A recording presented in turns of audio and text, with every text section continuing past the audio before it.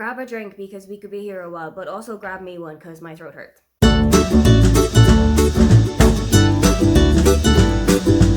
Hi, welcome, come on in. My name is Aoife and today I am going to take you through all of my stats for my 2023 reading. I love watching videos like these. I love watching people go back over how many books that they've read or when their best reading month was or if they have DNF'd more than last year. I love watching people's stats videos. So this is one of my favorite videos to make every single year. My stats are coming from a combination of the CAWPILE reading tracker sheet from G from Book Roast, and I've also taken a couple from the Story Graph because there's a couple of things that I either don't track them on the CAWPILE sheet, or the Story Graph just has more of an in-depth information about them. First one, I read 127 books across 2023, and I really did scrape in with that 127. I think I finished it like a couple of hours before midnight on New Year's Eve. I also DNF'd 14 books.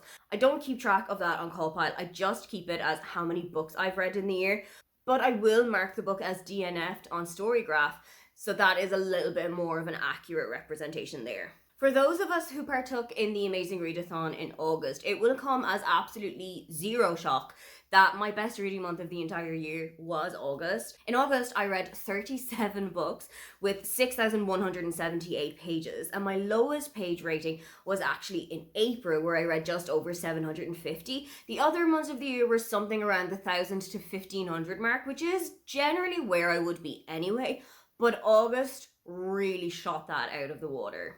I had a total page count across the year of just over 20,000 pages, which is pretty impressive considering I didn't actually set a pages goal at the start of the year.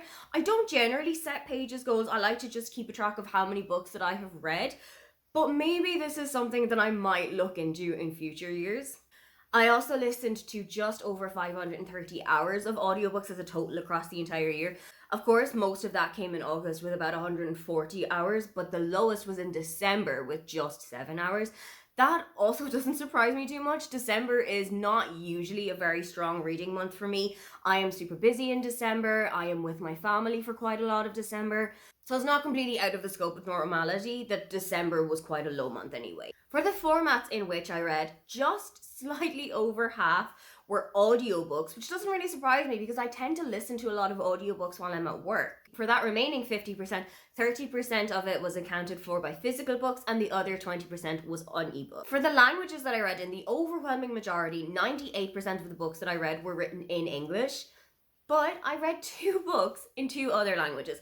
1% of the books, so 1 book, was written in Irish, and 1% of the books, so 1 book, was written in German. To continue discussion about books in languages, I read 8 books that were in translation this year. 4 of the books, the original language was Japanese, 2 of the books, the original language was English, and 2 of the books, the original language was Swedish. My series and standalone readings were pretty evenly split throughout the year. 52% of the books that I read were standalones, and the other 49% were in a series. Overall, I read 30 books that were part of a series this year, of which 22 of those were actually sequels and not the start of a series, which I feel is good because I have tried to not start and not get into as many series as I have in previous years, just because I need to keep a little bit of an account on those.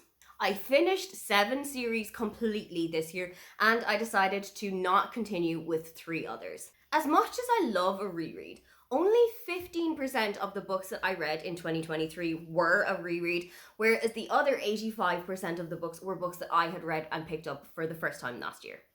I also joined in and read for quite a lot of book clubs and readathons in 2023. So I read 3 books for 2 separate book clubs across 2023. One of the book clubs that I read for was a read along of The Seasonal Quartet by Ali Smith. Myself, Shannon from 155 Books, and Amelia from Amelia Barlow Books are reading all 4 of the books across autumn 2023 to summer 2024. So for that, I read 1 book as part of that book club, Autumn. And for the other 2 books that were part of a book club, I actually read those for an English language book club that is based here in Berlin that I started joining in around September or October of last year. As for readathons, of course, the biggest hitter was the Amazing Readathon back in August, for which I read just shy of 40 books. The other big hitters in the readathon category were the Get a Clue readathon, which was run in November, and Pick Pongathon, which was run in September. I also took part in the Irish readathon, which is always in March. And I also ran my own readathon, which was based around romance reading. I think we did that just once last year. Before I even put the graphic up, I think we all know what my most read genre of 2023 is going to be. It's going to be of absolutely zero surprise to anybody that my most read genre was romance. But my second most read genre was contemporary. Between those, I had 87 books across the year, which makes it my dominant genre for books to read. But something that has surprised me about my stats for this year is that fantasy has managed to sneak its way in with a total of 6 books across 2023. I have never been known as a fantasy reader. I have never been a fantasy reader. So to see 6 books out of 127 on there, maybe the tides are starting to turn. As for the book length, and this doesn't take into account how long the hours of the audiobook were, it will only track the page count of a physical or an ebook. The overwhelming majority was my comfort zone of about 350 to 400 pages. There were a couple of outliers. There were a couple of much shorter books. There were a couple of longer books. I think there's about 2 or 3 in the 500 or over category. I do like to kind of mix up the length of the book that I'm reading, but it does turn out I have a pretty safe space as well. Most of the books, about 80% of the books that I read last year, were in the format of a novel. And for the other fifth, we are talking about novellas, we're talking about non-fiction books, and we're talking about a couple of graphic novels in there as well. My 3 biggest hitters in terms of the publishers that I read last year were HarperCollins with 14 books, Penguin, any of the Penguins, with about 12 books, and Simon & Schuster with 10 books. There were a couple also of indie publishers that I noticed last year. For example, I read a lot of Talia Hibbert's earlier books, which were self-published. I read another self-published book in the middle of the Amazing Readathon, and I've started to kind of branch out a little bit more there, which is definitely something I'm going to try and do again in 2024. I said last year that I wanted to read more books from the library, and I did do kind of okay with that when you think of the account that 17 books that I read last year came from the library in any format. So it could have been an audiobook from one of the libraries that I am signed up to, or it could have been a physical copy from my local library here in Berlin. I also took a track of how many books that I had bought in 2023 had I read. This wasn't something that G had initially put in. It was a kind of a system that I wanted to track by myself, just to see how many of the books that I was buying was I actually reading. And of the books that I had read in 2023, 20 of those were ones that I had originally bought in 2023. But most of the books that I had read had actually come from Scribd in the form of an audiobook. The lowest rating that I will give a book is a 2, because if I feel like this is going in the direction of a 1 star, I will just DNF it. I don't want to put myself through that. I gave 8 books 5 stars in 2023, and I gave 65 books a 4-star rating, and my average rating was about a 7.13, which figures out to be a 4-star read. As for the age range of the books that I was reading last year, the majority of them, about 80% again, was based on an adult audience. I have kind of strayed away a bit from young adult reading and from children's books, but they did come in now and then. There were a small few books that I had read for a young adult audience or for children, but the majority of the books that I read were based for adults. 78 of the books that I read last year were published in either 2023, 2022, or 2021. The furthest back year that I had read a book from was 1843 with A Christmas Carol by Charles Dickens, and I read about 40 books that were published in 2023. This was among all of the books that I had bought, all of the books that I had listened to and Scribd, and also all of the books that I gotten from NetGalley. Sadly, only 44 of the books that I had read last year had any form of LGBT representation in them, which is definitely something that I'm going to try and improve on for 2024. A lot of the books that I had read had just queer representation in it. I didn't know for specifics what kind of representation that there was, but for the ones that I was able to track, there were quite a lot of books that had bisexual characters in them, which is a representation that's very important to me, so I'm definitely glad that it's something that I read quite a few of. I also only read about 30 books that were written by a BIPOC author, and of those, the majority of them were Black or from Southeast Asia. As for the gender identity of the authors, the majority of them, almost 100, were written by women. The next highest was written by a man, and then the next highest was written by multiple authors. Of the nationalities, the majority of them were American, which doesn't necessarily surprise me. There are quite a lot of books that I enjoy by American authors, but I am a little bit disappointed by how low the number for Irish authors is.